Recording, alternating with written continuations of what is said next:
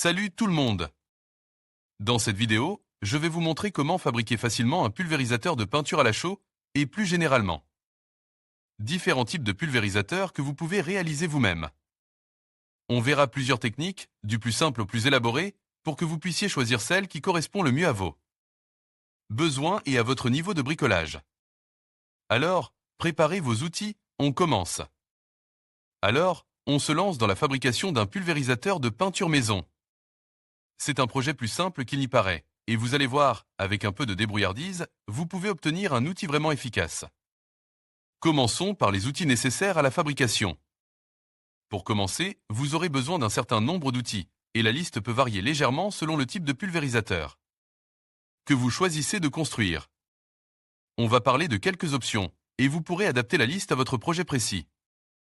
Vous aurez probablement besoin d'une perceuse avec différents embouts pour réaliser les trous nécessaires à l'assemblage et à la fixation des différents éléments. Une scie, qu'elle soit à main ou électrique, sera indispensable pour couper les matériaux selon les dimensions souhaitées. Des clés à molette, de différentes tailles, seront utiles pour serrer les écrous et les boulons. N'oubliez pas un mètre-ruban pour prendre des mesures précises et un crayon pour marquer les endroits où vous devrez percer ou couper. Un jeu de tournevis, plat et cruciforme, est également indispensable pour assembler les différentes pièces. Enfin, du papier abrasif, pour lisser les surfaces et enlever les éventuelles aspérités, sera très utile pour une finition soignée. Prévoyez aussi des gants de protection, pour éviter les blessures et les irritations. Et bien sûr, des lunettes de sécurité, pour protéger vos yeux des projections de matériaux ou de peinture. Passons maintenant aux outils qui vous serviront à améliorer votre pulvérisateur, à le rendre plus performant et plus pratique à utiliser. Ici, on entre dans le domaine des améliorations optionnelles, mais qui peuvent vraiment faire la différence. Par exemple, vous pourriez envisager d'ajouter un système de réglage de la pression pour contrôler le débit de peinture.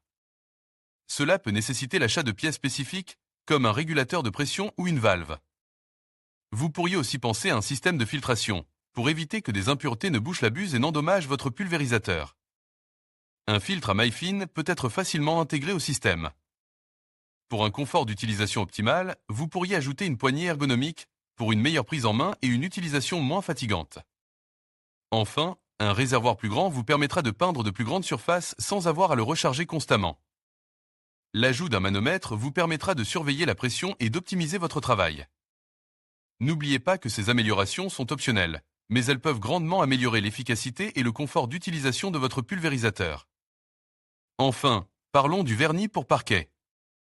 Si vous utilisez votre pulvérisateur pour appliquer du vernis sur un parquet, il est crucial de choisir un type de pulvérisateur adapté à ce type de produit.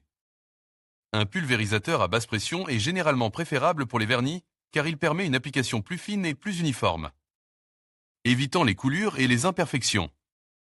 Il est également important de bien nettoyer votre pulvérisateur après chaque utilisation, pour éviter que le vernis ne sèche et ne bouche les buses. L'utilisation d'un solvant approprié est essentielle pour un nettoyage efficace. N'oubliez pas de consulter la fiche technique du vernis pour parquet que vous utilisez, afin de vous assurer de la compatibilité avec votre pulvérisateur et du solvant à utiliser pour le nettoyage. Un bon nettoyage prolongera la durée de vie de votre pulvérisateur et vous assurera des résultats impeccables à chaque utilisation. Salut tout le monde!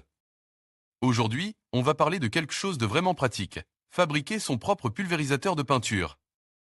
On va explorer plusieurs options, de la plus simple à des solutions un peu plus élaborées. Commençons par les pulvérisateurs de peinture maison. On peut en fabriquer des très simples, avec des matériaux que vous avez probablement déjà chez vous. Imaginez une bouteille en plastique, un vieux tuyau, un peu de débrouillardise. On peut créer un système rudimentaire mais efficace. Pour appliquer de la peinture à la chaux, par exemple, sur une petite surface.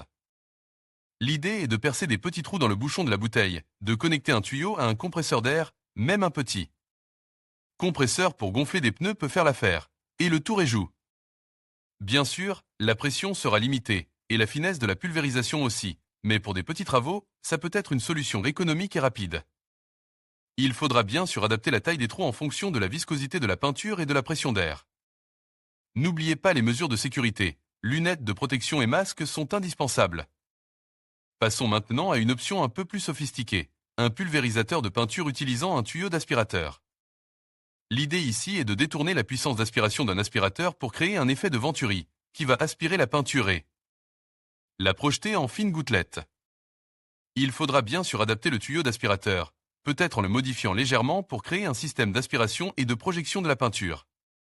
Ce système demande un peu plus de bricolage, mais il peut offrir une meilleure performance qu'un système artisanal simple.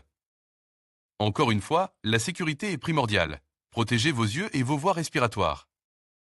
Expérimentez avec différents diamètres de tuyaux pour trouver le meilleur compromis entre la puissance de pulvérisation et la finesse du jet. Ensuite, on va parler de la fabrication d'un pulvérisateur de peinture entièrement fait maison. C'est un projet plus ambitieux, qui nécessitait un peu plus de compétences en bricolage et l'utilisation d'outils plus spécifiques. On pourrait imaginer un système avec une petite pompe, un réservoir, des tuyaux et une buse. Il existe de nombreux tutoriels en ligne qui expliquent comment construire ce type de pulvérisateur. Il faudra choisir des matériaux résistants à la peinture et aux solvants, et bien sûr, assurer l'étanchéité du système pour éviter les fuites. Ce type de projet demande du temps et de la patience, mais le résultat peut être très satisfaisant. Enfin, parlons des outils professionnels disponibles sur le marché pour la peinture de voiture. Il existe une large gamme de pulvérisateurs de peinture, allant des modèles basiques aux modèles haut de gamme avec des fonctionnalités très avancées. On trouve des pulvérisateurs pneumatiques, électriques, sans fil. Chacun a ses avantages et ses inconvénients en termes de prix, de performance, de facilité d'utilisation et de maintenance. Il est important de bien choisir son outil en fonction de ses besoins et de son budget. N'hésitez pas à vous renseigner auprès de professionnels pour obtenir des conseils personnalisés. La qualité du matériel professionnel est indéniable, mais le prix peut être un facteur déterminant.